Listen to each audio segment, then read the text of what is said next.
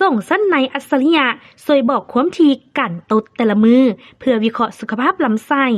ทีมนักวิจัยจากมหาวิทยาลัยแมริแลนด์ประสบผลสำเร็จในการพัฒนาส่งสั้นในอัจฉริยะที่ติดตั้งเซ็นเซอร์กวดจับก๊าซไฮโดรเจนเพื่อติดตามการผายลมหรือตดและศึกษาการเฮ็ดเวียกของจุลินทรีย์ในลำไส้ตลอด24ชั่วโมงจากการทดลองกับอาสาสมัคร60คนเป็นเวลา7มื้อพบข้อมูลที่น่าสนใจว่าผู้ใหญ่ที่มีสุขภาพดีมีการตดเฉลี่ยถึง32ครั้งต่อมือซึ่งสูงกว่าตัวเลขที่เคยคาดกันไว้ในทางการแพทย์เดิม10-14ครั้งต่อมือถึง2เท่า